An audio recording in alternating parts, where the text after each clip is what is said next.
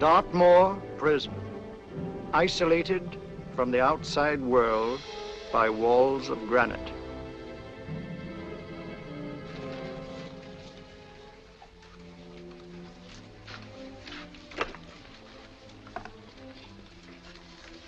They say you could get out of here by merely telling what you know. You may or may not be another Scotland Yard bloke, but I'll give you the same answer I gave the others. I still have 2 years, 8 months, and 6 days left in which to make musical boxes. That'll be sold at auction for the benefit of this delightful sanctuary. And I intend to sell them.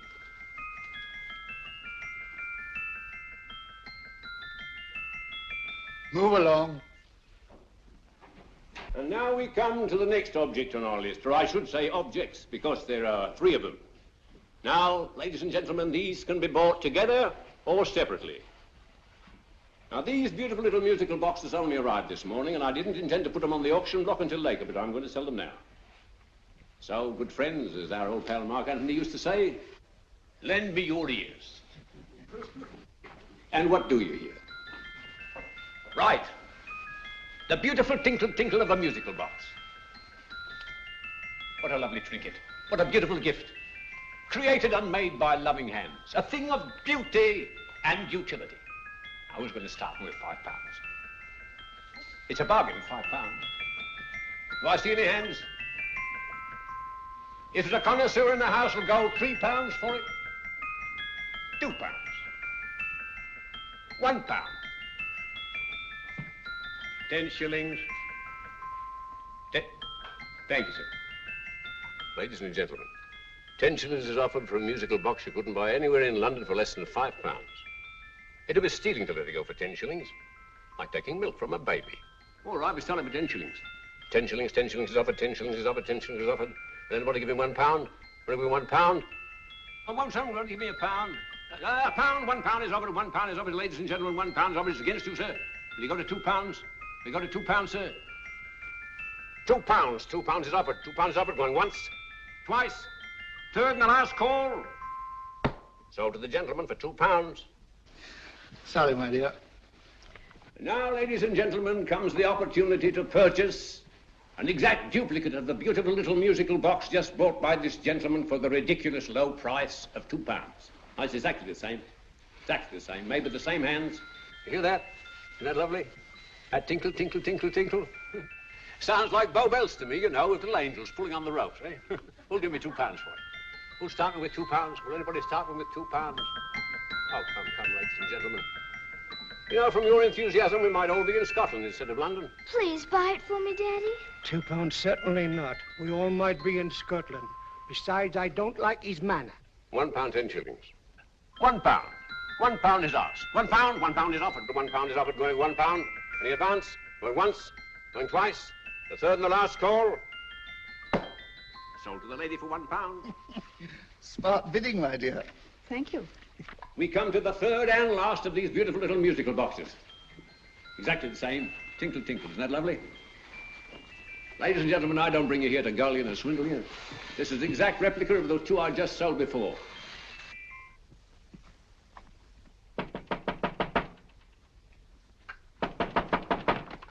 We're closed. But this is extremely important. Come in, sir, come in. I'm sorry to disturb you, but I was unfortunately delayed from arriving in time to bid on certain articles which I was rather anxious to obtain. Oh, perhaps they weren't sold, sir. We are carrying several things over. What might the articles be, sir? 3 identical musical boxes, about so large. Oh, I'm sorry, sir, but they were sold. Pity you weren't here to bid on them. They didn't bring anything like the real value. I'm most anxious to obtain them. I wonder if your records would show who the purchasers were. Oh, we don't usually give out that information, sir. For certain, shall we say, sentimental reasons, I'm most anxious to get in touch with the purchasers. I'd be willing to pay, shall we say, £5. Well, for certain sentimental reasons, sir, we'd be very happy to oblige. Alfred, today's sales. The 3 musical boxes. Musical boxes, oh. Ah, here we are. The first purchase for £2 from Mr. Julian Emery, 52 Portman Square. Write these addresses down, Alfred. Yes, sir. Second didn't leave any name. Oh, how unfortunate. I think she's a dealer. You see, they don't like us to know where the things are going. On account of the profits.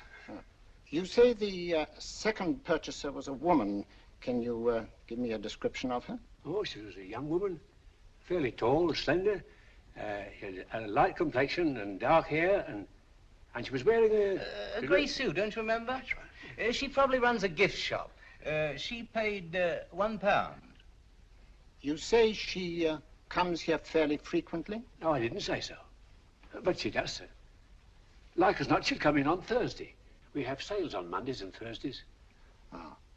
And the third box? The third? Mr. William Kilgore, 143B Hampton Way. For 10 shillings. Quite a drop from £2. Mr. Kilgore was a Scotchman. Oh. Well, thank you. You've been most helpful. Oh, thank you, sir.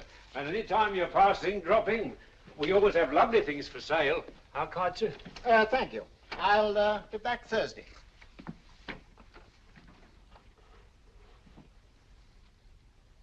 The message reached us too late. Musical boxes are being sold. Well, let's get out of here.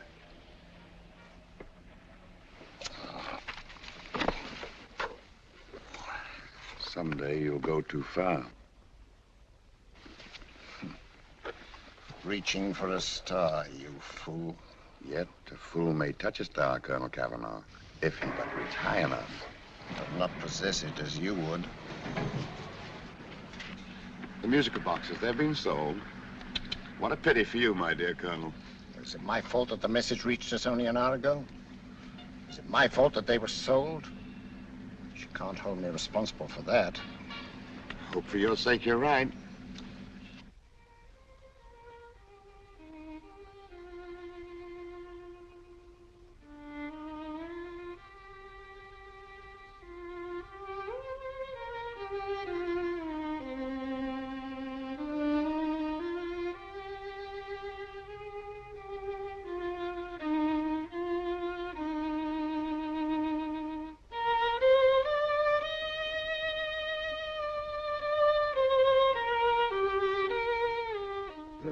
Upon you tonight at 7:45, a gentleman who desires to consult you upon a matter of the very deepest moment.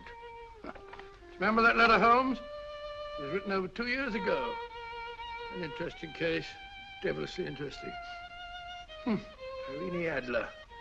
What a striking-looking woman from the brief glance I had of her. Seems only yesterday. What charm. What poise, and what a mind. Sharp enough and brilliant enough to outwit the great Sherlock Holmes himself.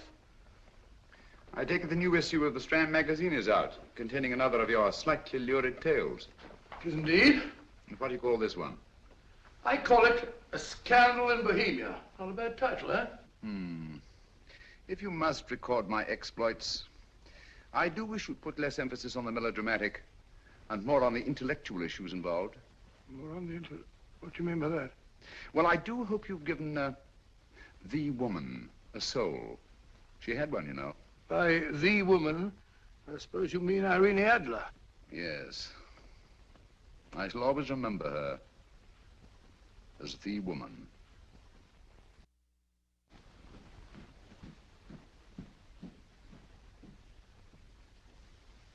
Come in. I think. That's it, old boy. How are you? How are you, old boy? I haven't seen you for years. I want you to meet my old friend Sherlock Holmes. Holmes, this is Stinky. In other words, Julian Emery. How do you do, Mr. Emery? Watson has often spoken of you. Oh, has he? Yes, we were at school together. Yes, more years ago than I care to remember, but you didn't come in here just to remind me of that. No, I just happened to be in the neighborhood and saw your lights burning, so I took the liberty of looking you up. Still writing your mystery stuff? Yes, there's a new one out this week.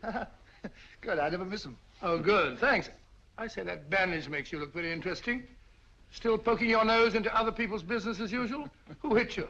I haven't the foggiest notion. Somebody knocked me on the head in my own living room and then proceeded to commit the most idiotic burglary you ever heard of. Fellow must have been balmy as a coot. Balmy? Why? Come sit down, old boy. Would you You like a cup of tea? Oh? Oh, all right. I'll go and tell Mrs. Hudson about it. Yeah. Why do you say the robbery was idiotic, Mr. Emery? Oh, simply from the fact that with about £5,000 worth of musical boxes in my living room, the thief, who I caught in the act, made off with one that isn't even worth £5. I gather you're a collector of musical boxes. Yes, I am indeed. Some of them are very beautiful, but not the one that was stolen. The thief evidently grabbed the first thing that came to his hand when he heard me coming into the room. Still, it's rather odd, isn't it, that having disposed of you, he didn't pick up something more valuable. Was there anything unusual about the stolen box? No, nothing at all. No, I picked it up in the south of France, several years ago. You say you have many valuable music boxes, and yet the thief made off with one that isn't worth £5. Sounds like rather an intriguing little problem. Yes, well, I take it that he was just an ordinary petty thief and didn't know the value. That is a possible explanation, and yet I venture to say that the average petty thief has a more extensive knowledge of the value of objets d'art than the average collector. Well, anyway, that's Scotland Yard's theory. They didn't get very excited about it. That's consistent anyway. I wonder if I might see your collection, Mr. Emery. Oh, of course you could, yes. Nothing a collector likes more than showing off his trophies. When will it suit you? No time like the present. Good. My place is just round in Portman Square. Shall we? Yes, right. Hello? Where are you going? Stinky hasn't had his tea yet. Oh, I'm sorry. We're going round to my place, where I'm going to give you something better than tea. Now, this one was made for Louis XV, and is one of the very few still in existence from that period. And a particularly fine specimen at that. Charming, isn't it? Quite. It all sounded to me like a lot of mice running about on a tin roof. I'm afraid you have no ear for music, Watson. Give me a good old band playing a rousing march. You have all your silly little tweets.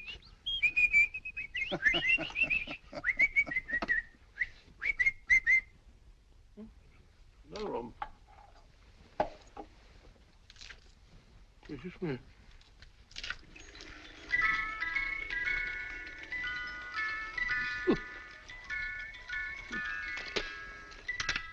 Stupid thing. Singing rabbit. What would you say offhand is the value of a box like that, Mr. Emery? Well, it's hard to say offhand, but I think we'll bring about £500 or £600 today. It's the gem of my collection. Yet a thief who steals an oddity like a musical box passes up one worth £500 for one of almost no value at all. Odd. Very odd. What was the stolen box like, Mr. Emery? Oh, just a plain wooden box about so big. As a matter of fact, I have one over here almost exactly like it. I picked this up yesterday at an auction room in Knightsbridge. Paid only £2 for it. Of course, I wouldn't in the ordinary way add one like this to my collection, but the tune intrigued me. I'd never heard it before.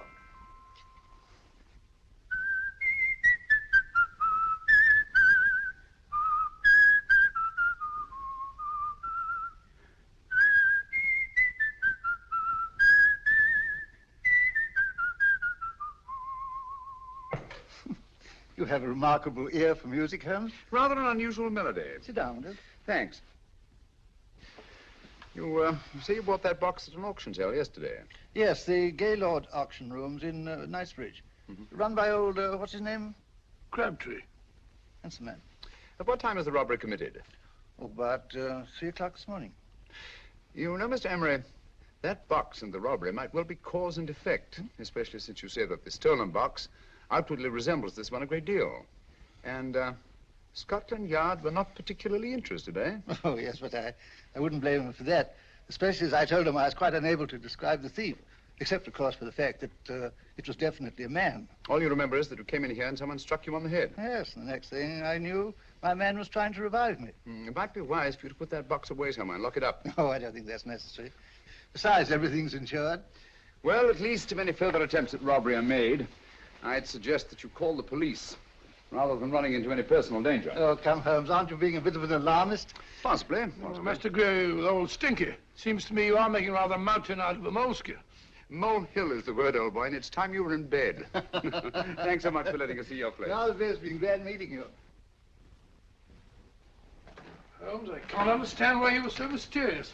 Seems to me the petty thief explanation was the only sensible one. Really? Yes, I can't see how you can believe it was anything else. I didn't say I believed it to be anything else. The petty thief theory is the obvious one, I grant you. However, it's often a mistake to accept something as true merely because it's obvious. The truth is only arrived at by the painstaking process of eliminating the untrue. We are not able to do that in this case without further data. Rubbish, you're pulling my leg. You're trying to turn a tuppenny halfpenny robbery into an international plot. No, I'm not. I just hope that your friend Stinky is a little more cautious in the future. Just in case.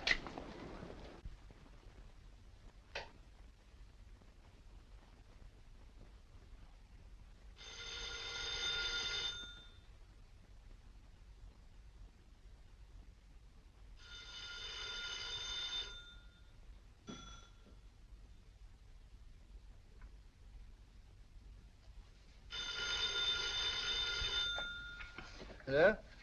Yeah? Julian Emery here. Who? Why, of course I remember you, Mrs. Courtney. Yes, you're the one bright spot at that appallingly dull affair of Lady Sanford's. Huh? Of course it isn't too late to come round. Yes, I shall be delighted to give you a drink. I tell you what, come straight up and I'll leave the door unlatched. Right, well, 15 minutes? Good. I shall be counting each moment. No, I mean that, really. Right, goodbye.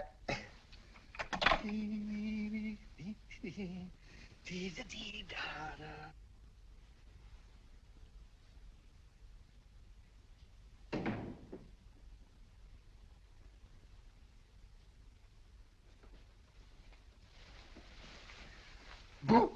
Oh, you startled me. Did I? Yes. Must be the pixie in me. I know I shouldn't have called you so late, but I was at a party just around the corner, and I remembered your invitation to see your collection of musical boxes. My dear Mrs. Courtney, pleasure is all the greater for being so unexpected. My friends call me Hilda. Thanks. Mine call me Stinky. Stinky, how quaint. Oh, what a perfectly wonderful collection of musical boxes. You know, when you told me you had a collection, I had no idea it was so attractive. Yes. They appeal to the ear as well as to the eye. Oh, what a plain little one. Why, it looks just like a country cousin amid all this grandeur. No. You mustn't underestimate the country cousin. Only last night a burglar broke in here, and with all these to choose from, went off with one very much like it. Really? Yes, I don't mind the loss of the box so much, but I do resent this crack on the skull. But it makes you look so interesting. Oh, do you think so? It's funny, that's what old Fatso said. Fatso? I mean, Dr. Watson. He was here this evening with a friend, a Mr. Holmes. He's interested in my collection, too. Sherlock Holmes? Yes. Do you know him? I've heard of him. Yes, he seems to think I'm in some sort of danger. What a haunting tune. It takes me right back to my childhood. Really? You know, it's odd that you should be interested in that particular musical box. Odd? Why? Because Mr. Holmes is also interested in it. He may have been more interested in the tune than in the box. My dear, yes, that's right. I remember now. He whistled it note for note, having heard it only once. Really? He must be a remarkable man. Bit of an alarmist, if you ask me. Don't you believe in warnings? Of course not. Who'd want a box like that? I would. You're not serious. Oh, but I am. Well, you put me in a very awkward position. I'm a collector, you know. And the collector buys but never sells. But if the price were high enough... The price has nothing to do with it. It's the principle of the thing. Yes, well, we haven't had our drink. No, thanks. I must be getting along. Must you really? I'm afraid so. You're not walking out on me, are you? My reputation, Stinky. I say, you know, you are an attractive woman. Thanks.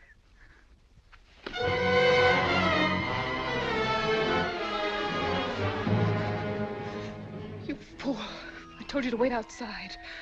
What did you have to kill him for? All I had to do was walk out with this. He held you in his arms. Don't touch him. Don't touch anything.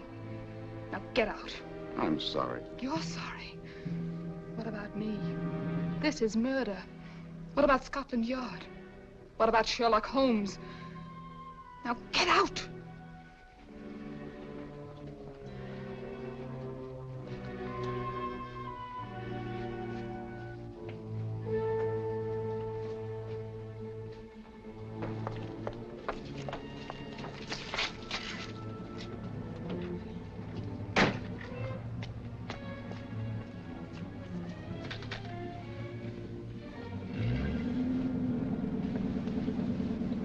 Did you get it?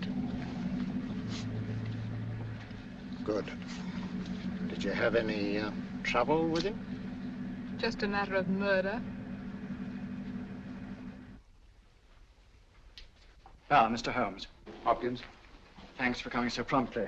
Inspector Lestrade suggested that I call through to you. Mr. Emery was the client of Mr. Holmes, Inspector. Indeed.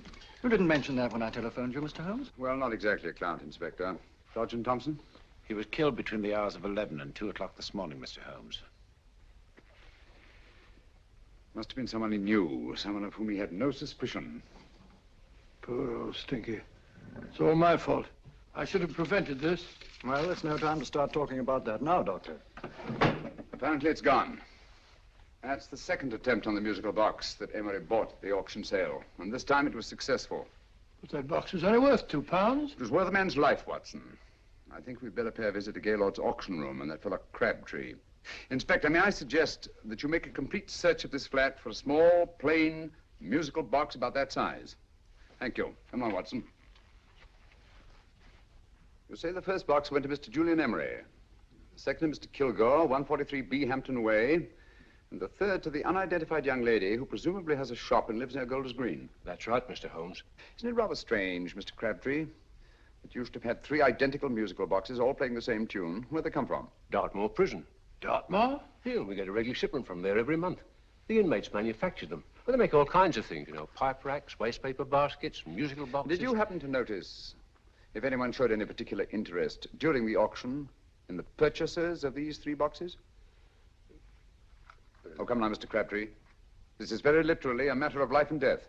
Well, since you put it that way, Mr. Holmes, there was a gentleman came in here about an hour after closing time, and he was in an awful state, he was. He gave me £5 to tell him where the boxes had gone to. He said they had a sentimental value for him, sir. Expensive sentiment. Can you describe him? Well, he was tall, distinguished looking, and he had grey hair and a moustache. He was quite a gentleman, sir. What was his reaction when you were unable to supply him with the address of the young lady who owned the shop? I told him the young lady usually come back on Thursday. He said he'd come back on Thursday. Now, that's tomorrow. Thank you, Mr. Crabtree. You've been very helpful. Thank you. Come along, Watson. Where are we going now, Holmes? To the home of Mr. Kilgore, the man who bought the 3rd box.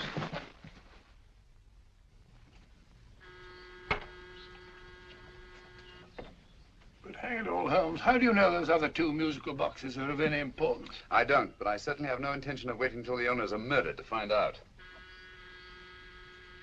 No one at home. I hope that's the explanation. I'll have a look through this window.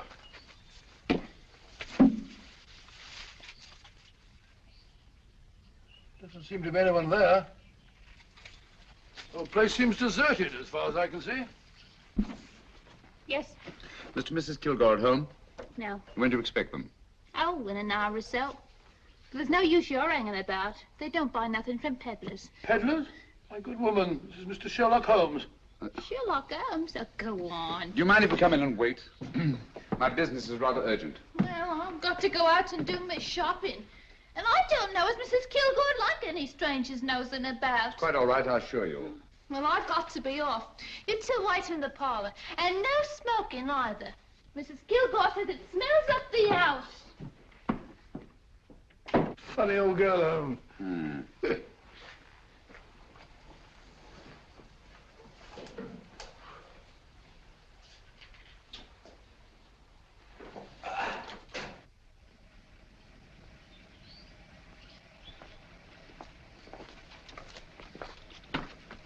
Park Lane. Park Lane? And what would the likes of you be doing in Park Lane? Now, don't worry about the fare, Ducky. If you knows how to get to Park Lane, up it.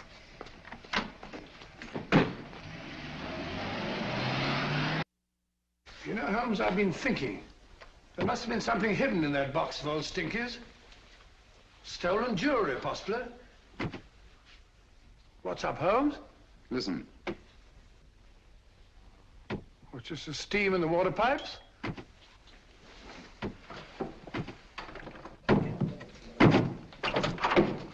Watson! Great Scott! Come on, Holmes. Get on the chair here. It's all right, my dear. There. Now, don't worry. It's all over. There you are, dear. Don't cry anymore. She tied me up and shut me in the cupboard. I know. She won't come back. Did you show her your new musical box? Yes, she said she wanted to hear it play, and as soon as I showed it to her, she grabbed hold of No, I me. know. Now, don't worry. We'll buy you a new musical box. Yes, my dear, the best one in London. Watson. Oh, what a fool I've been. What do you mean, Holmes? She took the musical box out of this house in that market basket, right under our very noses. Why could the Kilgore charwoman want to take the music box? She isn't the Kilgore charwoman. She's a consummate actress. An extremely clever, unscrupulous woman who will stop at nothing. Take care of the child, will you, Wolfella, till our parents get back. Explain everything to them. Of course I will. But, Holmes, where are you going? Somewhere, somehow. I must get to the young lady who bought that third musical box before our opponents find her. I only hope that I won't be too late. Oh, no, darling, you mustn't cry anymore. Now, cheer up. Would you like to hear old Uncle make a noise like a duck?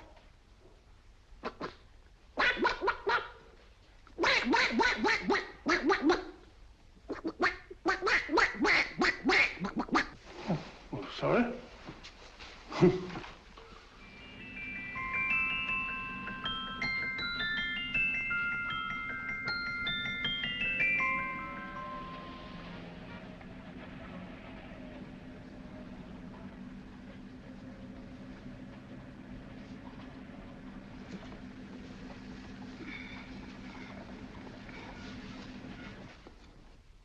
And now, ladies and gentlemen, how much am I offered for this beautiful lace Dresden china figurine? A lady of the French court. Now, this is the genuine article. What a beautiful ornament for your mantelpiece. Or you could use it as a centerpiece on the dining room table. Now, will somebody start me for £10? Will somebody start me for £10? £8? £7? All right, £5 is offered, £5 is offered, £5 is offered, £5.10, £5.15, £5.15. £6 is offered, £6, going once, going twice, the third and the last call. Have you all done? Sold to the lady from Twickenham for £6. Next, we have a real museum piece, ladies and gentlemen. A fine 19th century doll. The costume an exact replica of the holiday clothes worn by the Hungarian peasant women. Now, ladies and gentlemen, an article like this will cost you from £15 to £20 in a West End shop. I'm not going to ask you for anything like that. Who'll give me £2 for it? £2. Anybody offer me £2? £2 for the Hungarian? £2? £1. What? Anybody give me £1? Anybody offer me £1 for the doll? £1 is offered, ladies and gentlemen. £1 is offered. Now, I'm not going to waste your valuable time or mine in trying to get one half of what this beautiful doll is worth. If the young lady can steal it for £1, that's her good fortune. So it's going once, it's going twice, the third and last call. Any more? Sold to the young lady for £1. And now, ladies and gentlemen, may I draw your attention to something which may be a great surprise to you, worthy of any collection. The only other one like it is in the British Museum. It's a Ming vase of the 7th dynasty. This vase lay in a large collection somewhere outside Rome for over 2 centuries, I understand. It was discovered there by the noted antiquarian Sir Andrew Coppleston. Now, some of you may remember Sir Andrew Coppleston. Besides being a noted traveler and antiquarian, he's also a gentleman rider.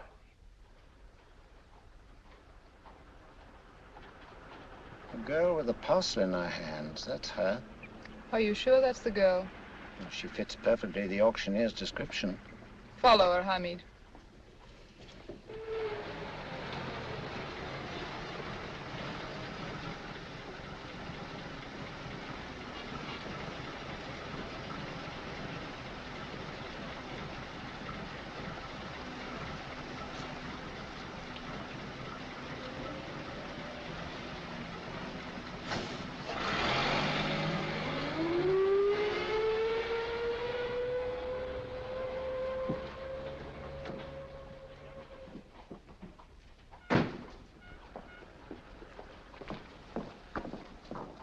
It's lovely, dear. And only £1. We can get at least 3 for it. Easily. I'll go make some tea. I could do with a cup. Right.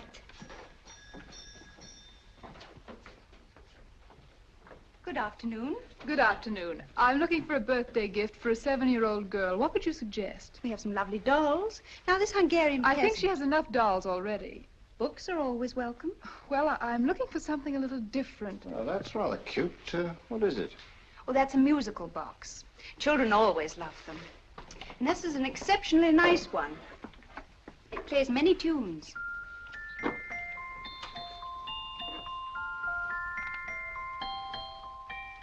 Have you any others? Yes. If you'll just step this way. I have only 2 left.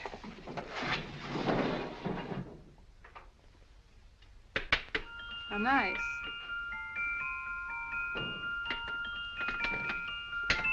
Are you sure this is all you have? I'm sorry. They're rather hard to find, you know. That's our entire allotment. I did have one other, but I sold it earlier this afternoon. But it was only a plain wooden one. It wouldn't have been a very nice gift for a child. Really? Do you happen to know who the purchaser was? Why, yes. He left his card, just in case anyone should inquire for him.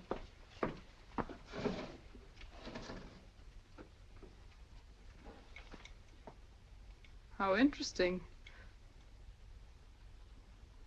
I'm sorry, but I'm afraid I'll have to look a bit further. Thank you anyway. Good afternoon. Thank you.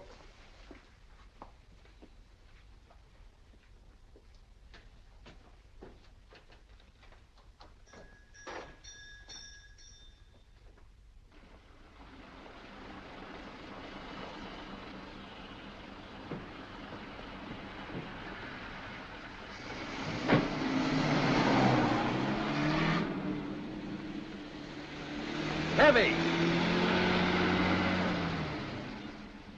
Follow that cab. Here now, what? Scotland Yard. Hop in.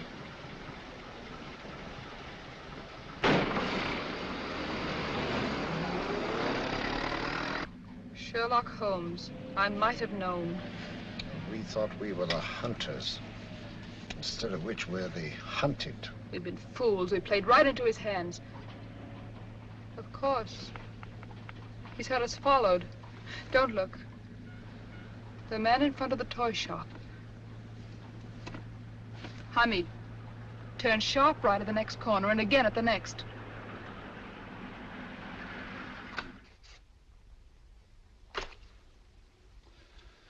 No photograph of her, Commissioner, as I expected. She's not a known criminal. But how do you expect to know if you do find her? After all, she was disguised as a charwoman. Don't worry, old fellow. If I ever see her again, I'll recognize her. Well, it won't be long till we know who they are and from where they operate. Who's covering them? Sergeant Thompson's following them, sir. They won't get away from him. He's a good man. We could have arrested them at Clifford's toy shop if we had any proof. But we know that they killed Emery. Proof, my dear fellow. We must have proof. We've x-rayed it, sir. There's nothing whatever concealed in the box. We'll have a look at the plates.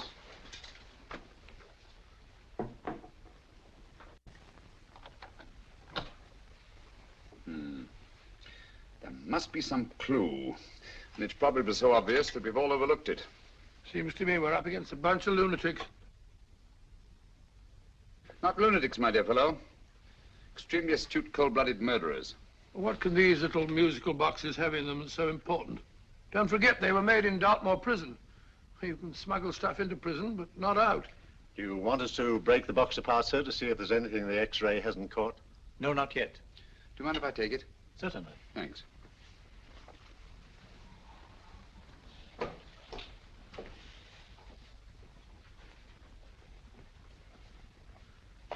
The governor of Dartmoor Prison informed us, sir, in answer to Mr. Holmes' question, that all 3 musical boxes were made by the same convict, John Davidson, serving a 7-year term, sir. Davidson? The Bank of England plates. That'll be all. Yes, sir. Now we're getting somewhere. Wait a minute. How did you know about the plates, Mr. Holmes? I'm a student of crime, Inspector. I make it my business to know about such things. And when the name of Davidson was mentioned... Well, who is this fellow Davidson? As long as Mr. Holmes seems to know all about it already, I suppose there's no harm in telling you. 2 years ago in London, there occurred a robbery of such tremendous importance, although the stolen articles themselves have no intrinsic value whatsoever, that the Home Secretary was instrumental in seeing that not a word of it appeared in any newspaper. But you never told me anything about this, Holmes. You were away at the time. Articles of no intrinsic value and yet of such importance? I don't understand. Davidson was apprehended within 15 minutes of committing the theft.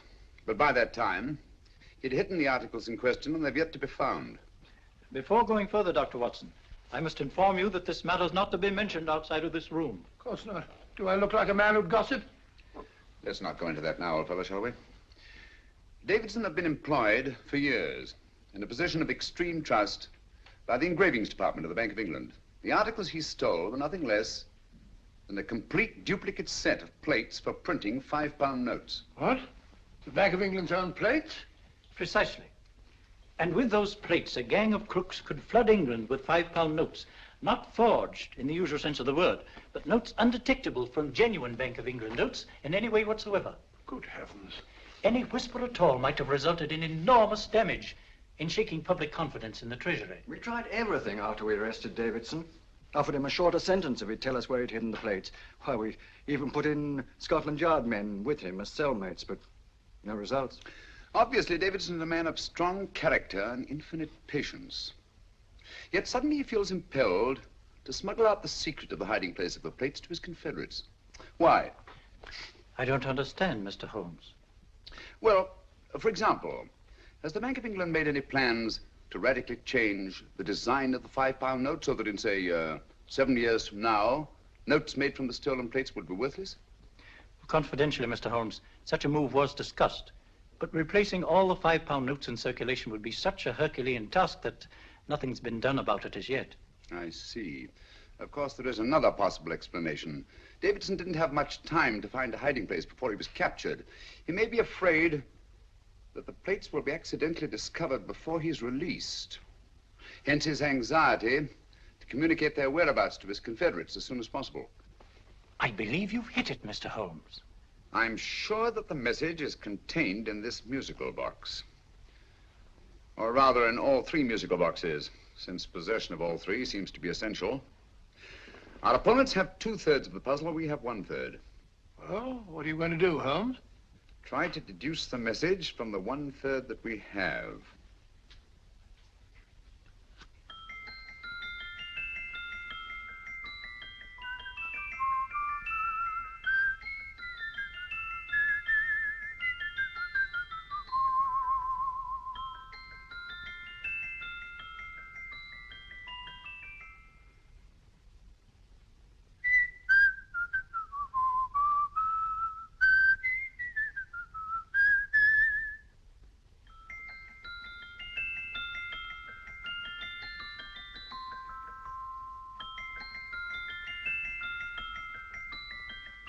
It's the same tune as the one played by Emery's musical box. And yet it's different. Sounds the same to me. The tune. Somehow the tune is the key to the mystery. It must be the tune. Otherwise, why use 3 musical boxes to convey the message? Why not collar boxes or shoe boxes? Yes? It's for you, Inspector. Oh, thank you, sir.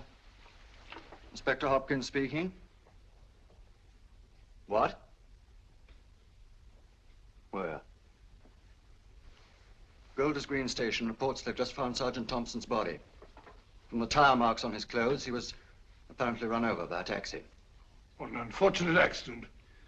Not an accident, my dear fellow. I'm afraid it's murder.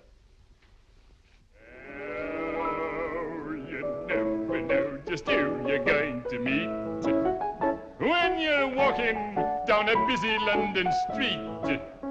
Mrs. Hawkins, Mrs. Brown, any subject of the crowd. Oh, you never know just who you're going to meet. So you better hold your topper in your hand, just in case you meet a lady on the Strand. Girls will think you're kind of sweet, and your day will be complete. Oh, you never know just who you're going to meet. Now, a gentleman is judged by his appearance. Yes, a gentleman is judged by how he talks. Now, he's much better off when he's acting like a toff, especially if he's taking him a walk. What on earth is this outlandish place? A rendezvous for actors. Actors? Buskers, old boy. You've seen them 1,000 times. Actors who entertain the queues, waiting outside theaters. Who you're going to meet when you're walking down a busy London street. So you better wear your best velvet pies to look your best, 'cause you never know just who you're going to meet. So you better keep your manners right in view, just in case a lion gives a how'd you do. Keep your trousers in a pleat, shine your shoes and keep them neat, 'cause you never know just who you're going to meet. Blimey. Mr. Holmes. How are you, Joe? Never met him. And yourself? Fine, thank you. I want you to meet a friend of mine, Dr. Watson, Joe Sisto. Oh, well, any friend of Mr. Holmes is a friend of mine. Hi, Joe. He did me a good turn once that I'll never forget. Yes, I cleared Joe of a most unpleasant charge. Murder, no less. Oh, really? By proving to the satisfaction of the police that he was busy at the time blowing open someone's safe.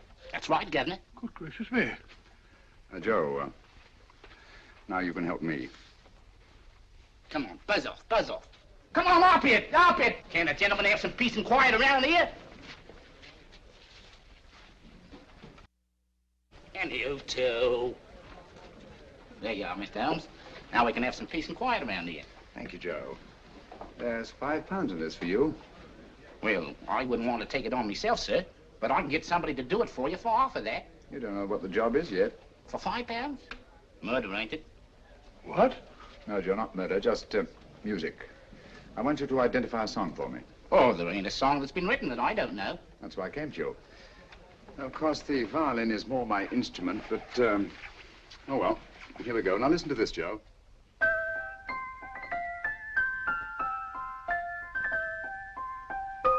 Wait a minute. You're playing that wrong. That should be E natural, not E flat. You know the song? Oh, yes. It's an old Australian song called, The Swag Man. But you're playing it all wrong. That's what I hoped you'd say. Now, listen again, Joe.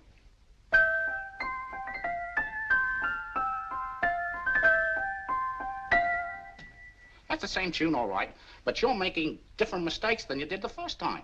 No, not mistakes, Joe. Call them variations. Here, play the song for me, will you, the way it's written.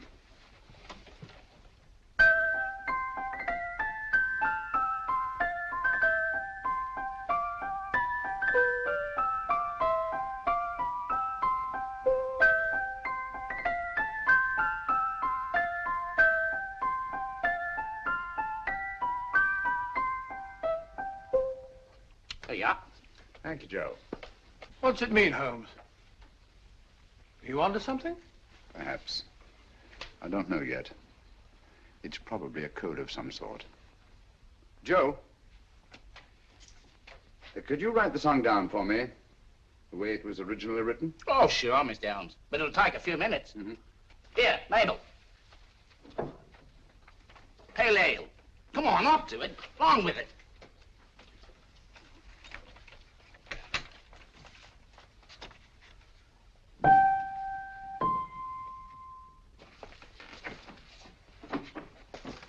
Well, obviously it isn't the lyrics. No combination of those words made any sense at all. The variations in the way Emery's musical box played the tune are different from the variations in the one we have. You sure? Quite. You see, I took the trouble to memorize the tune as played by Emery's box that night we were with him in his flat. Holmes, you amaze me. Elementary, my dear fellow. One of the first principles in solving crime is never to disregard anything, no matter how trivial. But why were 3 boxes? Why not 1? Because the message was obviously too long to be conveyed by any one variation. Then there's the 3rd box, the one that woman took from the Kilgores. That contains yet another set of variations. Yes, well, it's all beyond me. Well, all we have to do now is to find the secret of the variations. Not a very easy problem to solve, my dear fellow.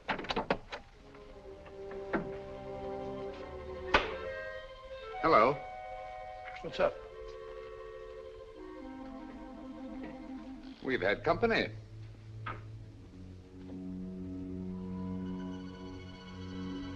I say, this is outrageous. Ask Mrs. Hudson to come in here, will you? Right.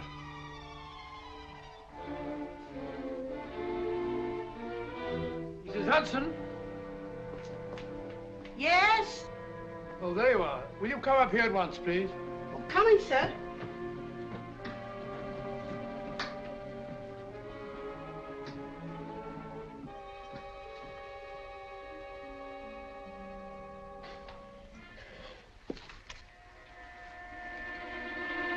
Mercy me, Mr. Holmes. What has happened? Who called while we were out, Mrs. Hudson? Just a young lady. The one who said you wanted her to wait for you. And a nice-looking old gentleman with Our her. friends again, Watson. Friends? What did the young lady look like? Oh, I couldn't see her face. She had a heavy black veil on. But she had such a nice way with her. Oh, I'm sorry, Mr. Holmes, if I've done anything wrong. But you did say I should always let clients come in and wait for you. Don't worry, Mrs. Hudson, don't worry. You had no way of knowing. It's quite all right, quite all right. Now, don't worry, Mrs. Hudson. Don't worry. Well, where on earth's the musical box? They didn't get it. Didn't get it? Where is it? It's in your hand. Huh? In that biscuit jar. Take the biscuits off the top. Now put your hand inside, and you'll find the music box. Well done, Holmes. Well done. Amazing.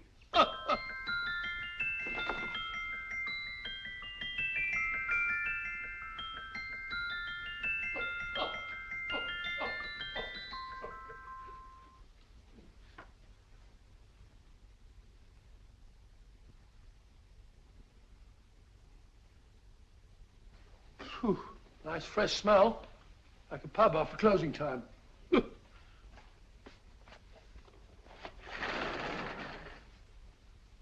I say, Holmes? What? It's morning. Allow me to congratulate you on a brilliant bit of deduction.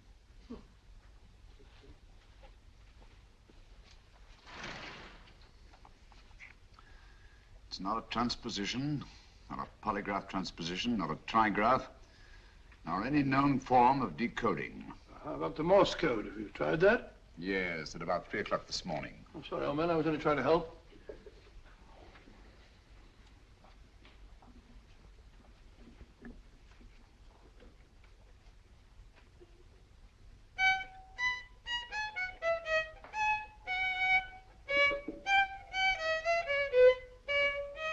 Oh, do me a favor. Not again. Must have heard that thing 1,000 times. Kept me awake all night.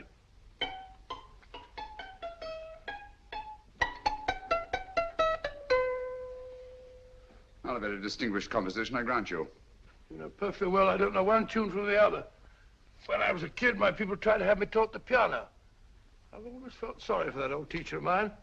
The poor old girl finally reached the point of numbering the keys for me. 1, 2, 3, 4.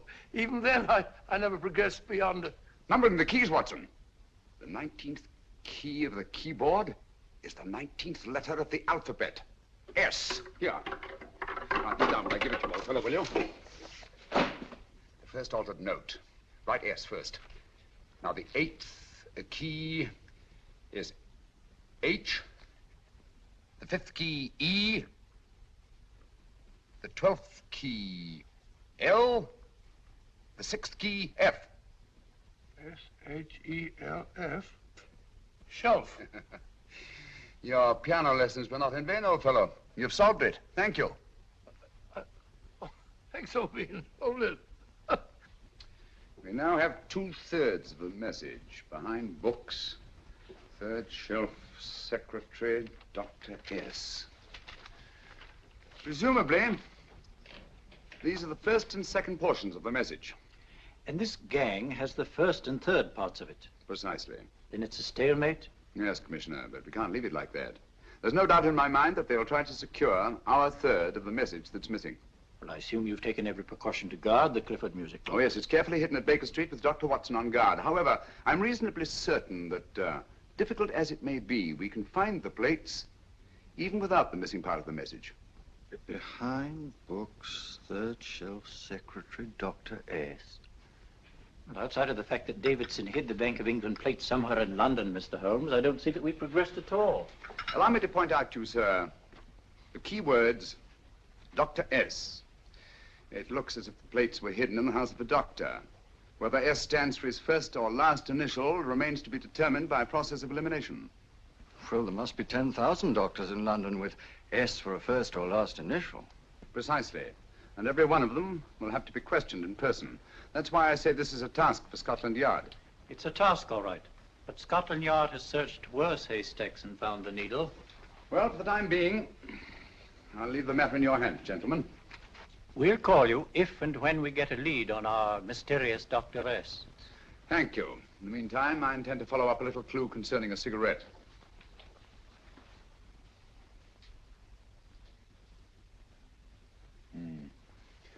You're certain of the identification of the tobacco? Absolutely. I have made up this special blend for only 3 customers.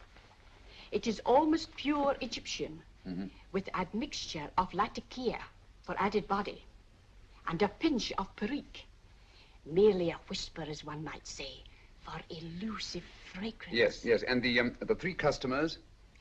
Major Wilson in Bombay, India. Mrs. Catherine Leamington Smith in Ireland. Yes, and the 3rd? Mrs. Hilda Courtney of Park Mansions, Bryanston Square. Thank you. Thank you very much. You've been most helpful. It is a pleasure to have been of service, Mr. Holmes.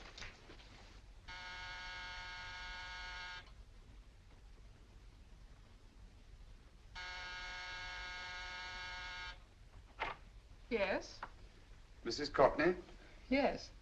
My name is Sherlock Holmes. Oh, do come in. Thank you. I've heard of you, of course, Mr. Holmes. I believe we have a mutual friend in Sir Edward Brookdale. He's spoken to me of you quite often. Indeed.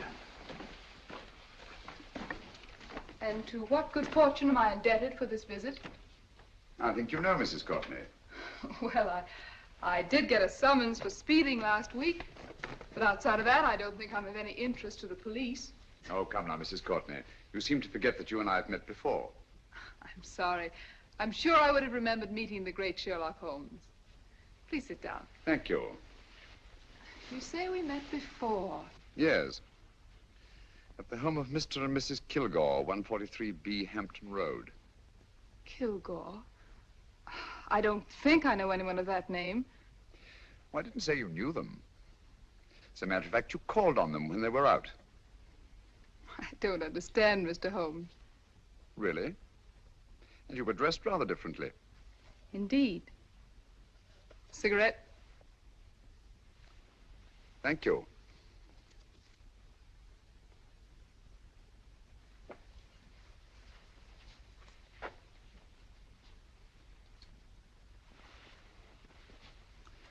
Thank you. You know, Mrs. Courtney, people generally forget, in assuming a disguise, that the shape of the ear is an almost infallible means of recognition and identification to the trained eye. Evidently, you've mistaken me for someone else. Oh, no, not at all. Though naturally, I expected your denial. But when you paid your visit to my rooms at Baker Street, you carelessly left behind another identification. They're, identical, aren't they? Yes, I must admit they are. You see, Mr. Holmes, to catch one as clever as you, I had to use a very special lure. I knew you'd be unable to resist the bait of my cigarette, having read with great interest your monograph on the ashes of 140 different varieties of tobacco. I should advise you not to move, Mr. Holmes. I must congratulate you on your ingenuity, Mrs. Courtney. It was indeed a brilliantly designed trap. Thank you, Mr. Holmes. Praise from a master is indeed gratifying. I shall always cherish the memory of your flattering words. Memory? Precisely. I'm afraid these gentlemen have a most regrettable task to perform. Unless, of course, you care to turn over the missing musical box with your pledge to take no action against us in the future. I'm afraid that will be impossible. I thought that would be your answer. Hamid! Careful! Careful.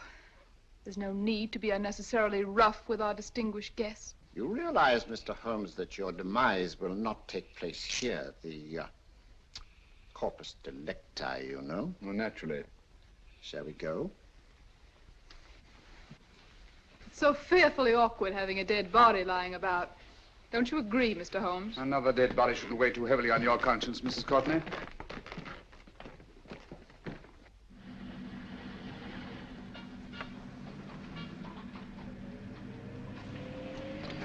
You mind if I have a cigarette? Don't see why not.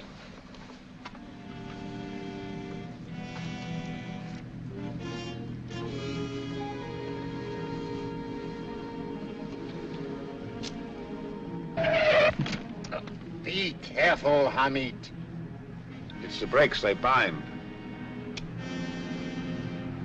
Thank you, Colonel Kavanagh. It's very considerate of you.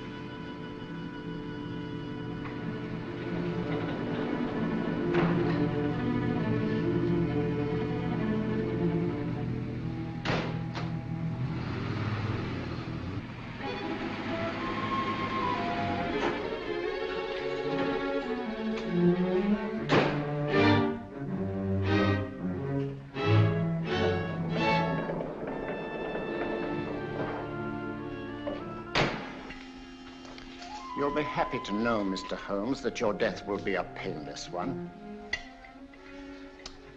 Hamid, attach this to the motor of the taxi. That little attachment, my dear Mr. Holmes, contains the deadly fluid known as monosulfide. The Germans use it with gratifying results in removing their undesirables.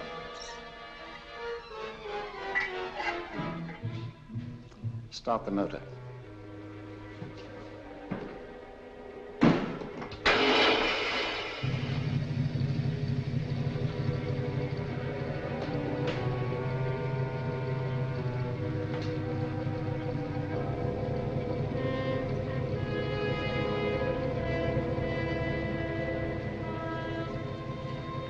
Tape his mouth.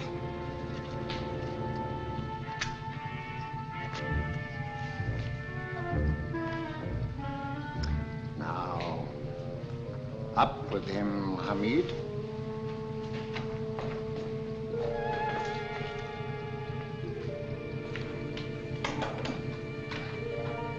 You find yourself like Muhammad's coffin, Mr. Holmes, suspended between heaven and earth.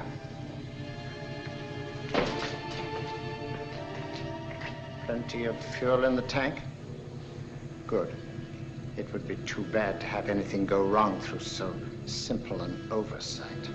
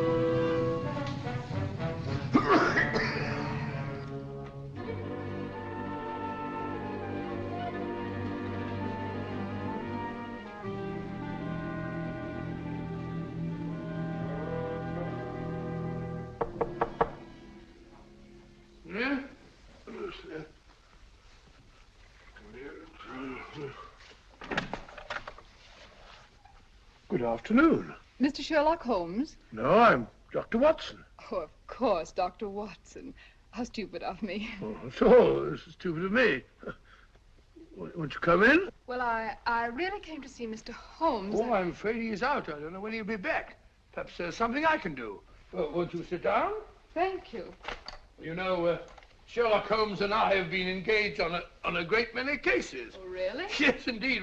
As a matter of fact, this very moment, we're involved in one of the most baffling... Oh, well, won't you tell me your trouble? I may be able to help you. That's very kind of you, Dr. Watson.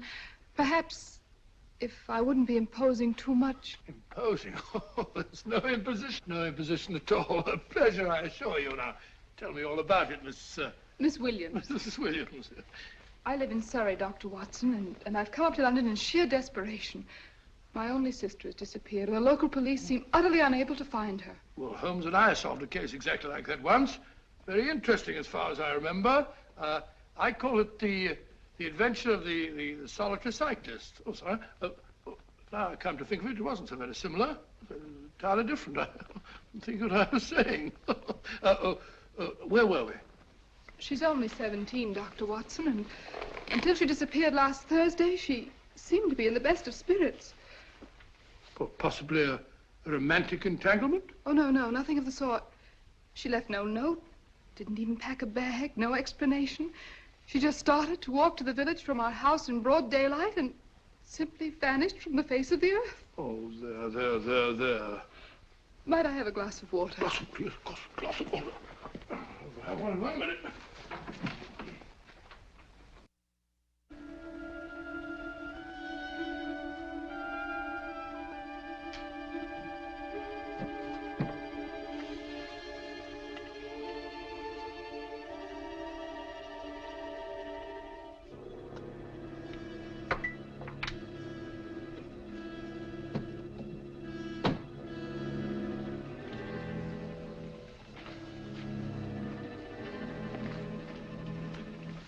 There you are, my dear. Thank you, Dr. Watson. No, you're not to cry anymore. You must pull yourself together. Oh, I feel much better already knowing that you're going to help me. Oh, Dr. Watson, look! Good heavens!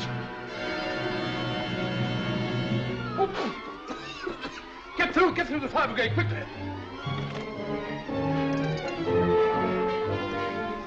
Haven't you a fire extinguisher?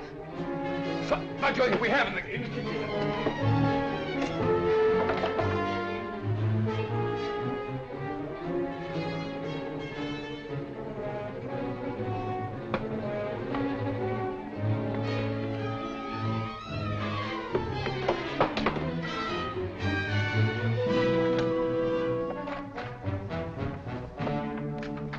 Don't you worry, Miss Williams. We'll have this thing out in no time.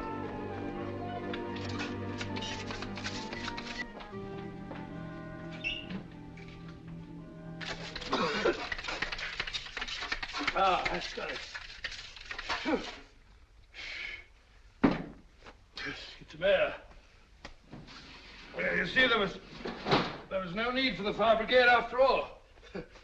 I hope you weren't too frightened, Miss Williams. Oh, gone. That's the trouble with women. They always lose their heads in an emergency. Well...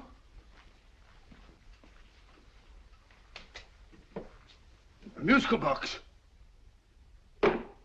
Great Scott! Miss Williams!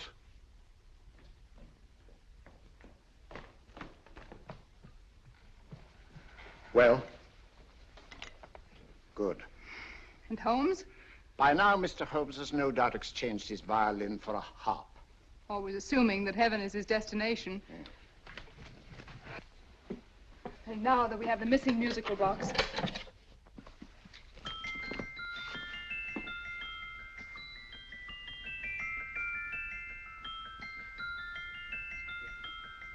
Nineteenth note. 19th letter. S. He hasn't been there, you say? Holmes, where on earth have you been? I've been trying to get you at the club, at Scotland Yard, all over London. You were looking for me in the wrong places. Holmes, terrible things happened. I've been duped. That woman, she made a complete fool of me. Well, what do you mean? Well, she came here, let off a smoke bomb. I thought the whole place was on fire, and my first thought was to save the musical box. No need to say any more. She has the box. Yes. Don't blame yourself too much, old fellow. She's an extremely clever antagonist. Smoke bomb, you said? Well, you can console yourself with the thought that your charming friend is at least a reader of yours. What do you mean? If I remember correctly, you wrote about my little experiment with smoke and the cry of fire in a story you entitled A Scandal in Bohemia, which has just appeared in the Strand magazine. All right, old boy. Don't rub it in. Well, it may cheer you up to know that you made a fool of me, too. That cigarette stub was planted here for one express purpose. You're going to bandaging around this place. Bandaging? What's the matter, Holmes? You hurt? Explanations will have to wait until later. At the moment, we're faced with a problem which I fear is insurmountable. Come over here, old boy, will you? Right. Our opponents are in possession of all 3 parts of the code. And here are we, while the Bank of England plates pass into their possession. Cheer up, old fellow, cheer up. As Dr. Samuel Johnson once said, there's no problem the mind of man can set that the mind of man cannot solve. What's that, old fellow? I was just quoting Dr. Samuel Johnson. He said there is Thank you, Watson. Thank you. Leaving the front reception room, we come into the main hall, where Dr. Johnson was in the habit of passing through to have his meager meals in the dining room opposite, in company with his friend and biographer, James Boswell. We will now pass up the stairway, which remains in its natural wood finish, just as it was when the good doctor was here. The framed etching on the wall is believed to have been presented to Dr. Johnson by the distinguished painter, Sir Joshua Reynolds. I've been told here that picture was given in by Mrs. Thrale, and it's definitely not a Reynolds. Is that important, my dear? Oh, I'm sorry. This way, ladies and gentlemen, please, this way. Move along, children, move along. The secretary's not on this floor. Patience, Hamid. I have a feeling My that... dear Colonel, with Sherlock Holmes out of the way, what could go wrong?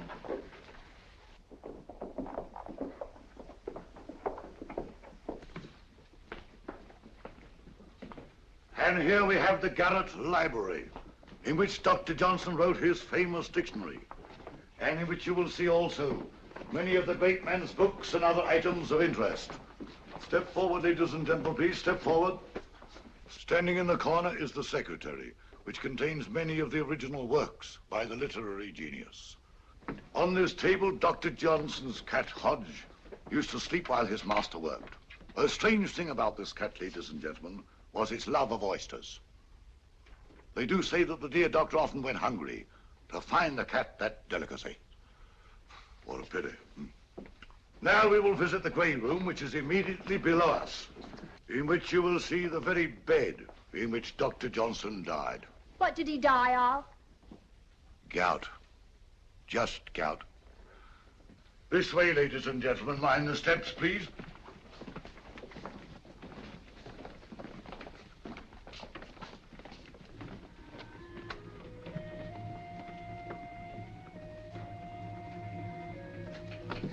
Your keys.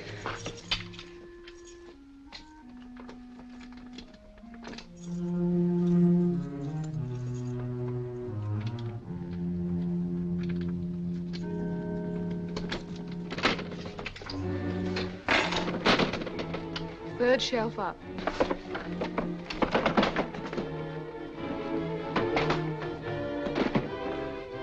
The knife.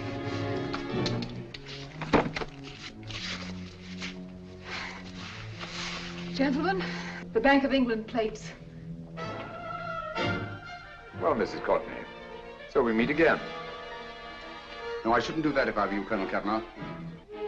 I must congratulate you, Mr. Holmes. You're far more clever than I thought. Thank you, Mrs. Courtney. Praise from you is indeed gratifying. I shall always cherish the memory of your flattering words. Memory? Oh, thank you. And now I have a most regrettable task to perform.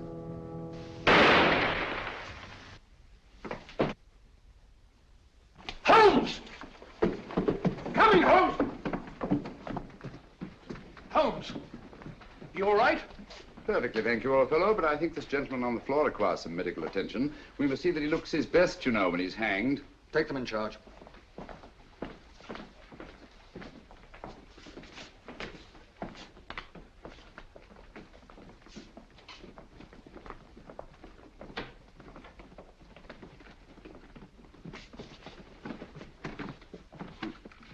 A brilliant antagonist.